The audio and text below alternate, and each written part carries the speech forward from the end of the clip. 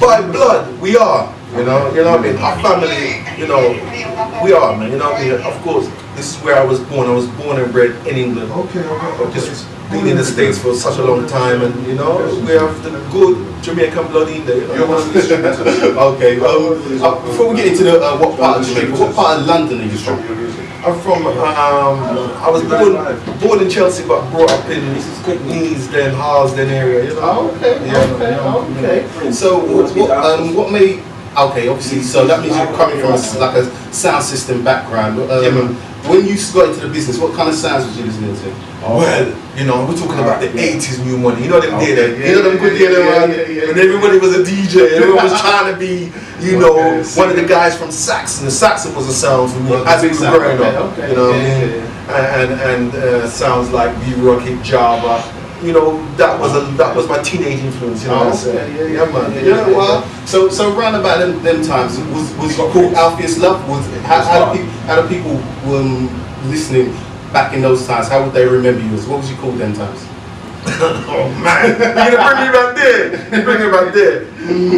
Okay, but them days I wanted to be a DJ. You know what I mean? I wanted to, because that was the thing. Oh, I hear the tongue rolling. You hear the tongue rolling? I'm trying to do thing. Okay. Yeah, and at the time they used to call me Neely Bantam. You know what I mean? You know what I mean? So that was the name.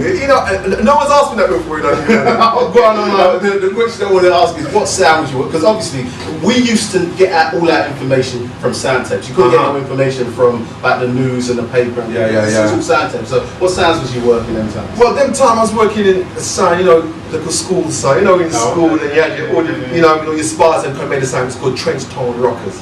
And then as I got older, innit? And as I got older, I moved with a sound called Aces, and then it was Ace Exterminator, and then Kenyatta, just nice little kind of local sounds, Okay. Yeah, man. So, them times, did you actually cut any music then, or was it just like a hobby them times? Well, yeah, it was just a hobby, I think a lot of us can go back to those days. We will try the DJ stint because that was the in thing at the time, and it was Chris. But I never ever took music seriously at all until the kind of last 8 years or 9 years of me being in the States.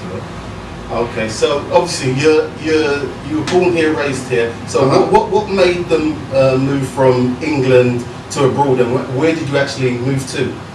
Yeah, well, in about 92, I was young and things said, well, I just wanted to cheer and see what roads are out there for you. So I figured, let me go to the States and try it. I have a lot of family here, and ended up in Washington, and then Maryland, and then Miami, and then New York, and then Miami again, and New York. And I think it was just a great experience, really. It was just part of my learning curve in life, kind of thing.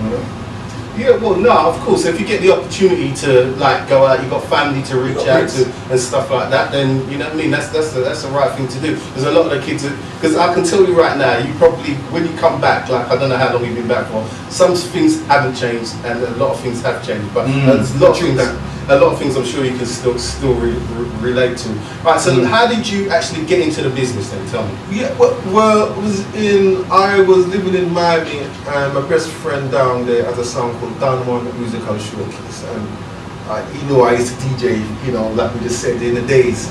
And he said, why don't you go in the studio and just do some jingles? And I went in there. I went into a studio called Dub Lab. At the time, everybody was voicing it. Cobra. Bounty Killer, those were the guys at the time, like 1997, 96. And I just went in there and I done the jingle, and I tried to tune up my voice and go, yeah, whoa, ooh, ooh, ooh. And I was just tuning up the voice. And then at the time, Tony Brevet was there. Tony Brevet of the band called the Melodians. They sang Bible, there's a Babylon and Nut Tree and some hits. And he said, boy, you sound good. I said, yeah.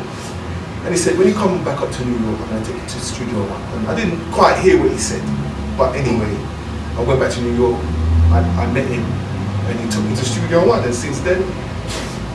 Alright, so you've moved from... So when you're actually in sort of like Miami that time, what sounds are like, kind of like linking? Are we talking like Biltmore sounds? Are we talking Addis, Earth Ruler, LP? We're talking about them sounds. We're talking about exactly Addis, Ruler, Afrique. Oh, what? And Downbeat. Oh, Big up Mr. Tony School, enough respect. And you know, that was the thing at the time, and it was a little bit hot in the street then. And you know, yeah, Studio One was a good start for them, man. It was a good start. Alright, so, and because a lot of people will not realise that there's a Studio One studio in New York, or is that Miami? Yeah, that's in New York. Clement Dodd moved to New York officially in like 1973, 1974, and set up another Studio One on Fulton Street in Brooklyn, and that's where he was based. He was just going back and forth to Kingston, you know, and so he really set up there, and a lot of the tunes were being voiced there, and you know, that's where I voiced my album and where I kind of learned the trade really. Okay, well we're going to get into the album, okay, but right now let's just play something from that era, sorry, my apologies. Alright, then we'll see what the texts say, and see if we can get some of your questions on, alright? This is one of, what's this track? Hang on one second. This one is I Wish You Was Here. Alright, check this piece.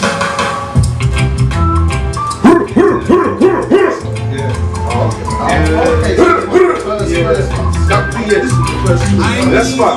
Yeah, man. Yeah, but sister just ring off the phone. Yeah, she's recording it. God. Natural, have a look at them texts. She's on there. I took to him. I know you.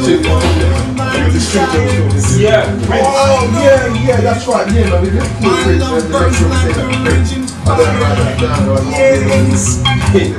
I wish you were mine and forever and ever. Dying in your arms and feeling all your charms. Jimmy's back. What's he doing there? Touching your face is sweet and dirty. These are the people. The man was on the net, innit? What? That man's from France. Alright. He's not here. That's the band's man. Keyboard is for Leroy Sibbles and my band and Peace of the King and everybody. What's the king? He's the keyboardist, man. Yeah. Lady Denise.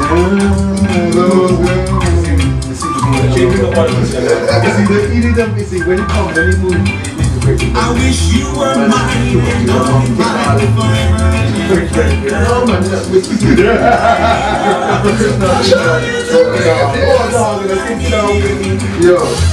I know you fulfill my desires. I know you will. My love burns my world.